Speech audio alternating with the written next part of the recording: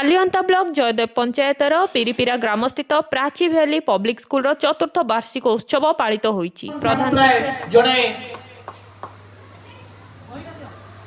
बोटानी अध्यापक एवं अध्ययन करबा तांकर प्रथम जिनिस जीवन रे चाहिथिले जने भल अध्यापक हवा पई, किंतु भगवान तांको महर्षि जोगींकर शिष्य भावरे तांको ग्रहण करा गला। आज जहां को आपण माने देखुचंती सी होचनी महर्षि जोगींकर जने डिसाइपल।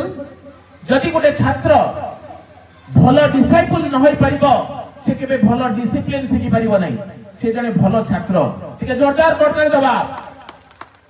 जगहटा गोटे परित्यक्त जगह थिला एवं या धीरे धीरे ये वर्तमान गोटे सुंदर परिवेश आड़ को गति करुछि। आपण माने समस्त जानिबा दरकार जे परिवेश आम मान को गढ़ी तोड़ी थाए एवं परिवेश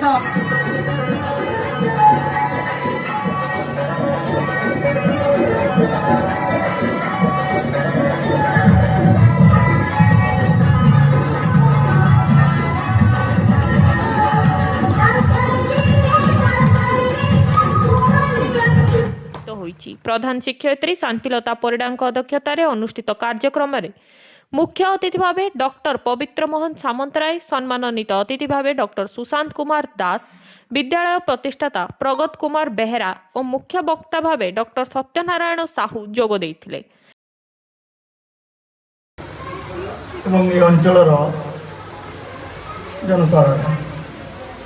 मोर प्रिय कुनी कुनी छात्र छात्री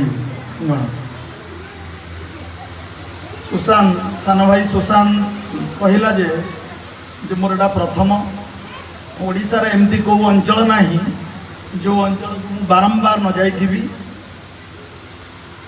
ए अंचल को बहुत बार आसी किंतु बहुत दिन परे आसे 2006-07 पर बोध मु आसी नहीं। ए अंचल विषय रे एठी आपण माने जानि जंती ए अंचल ऐतिह्य संपन्न अंचल प्राची उपत्यका इतिहास इतिहास पृष्ठ को जीवा जो सभ्यता से नई कूल सभ्यता मान गढ़ी उठुला। जो सब नई थिला से सब सभ्यता गढ़ी उठुला। 3000-4000 ताम्र युग थिला। अतिथि माने छात्र छात्री को भल पाठ पढ़ा को परामर्श देइथिले। चलित वर्ष स्कूल रे अधिक नंबर रखी उत्तीर्ण होइतिबा छात्र छात्री को संबर्धना दिया जाइथिला। विभिन्न प्रतियोगिता रे प्रथम, द्वितीय और तृतीय स्थान अधिकार करथिबा छात्र छात्री को पुरस्कृत करा जाइथिला। पिलामानंक द्वारा सांस्कृतिक कार्यक्रम परिवेशित होइतिला। कार्यक्रम को शिक्षयित्री रोनालिसा बेहेरा परिचालना करथिले। ब्यूरो रिपोर्ट पर्यवेक्षक ओडिशा।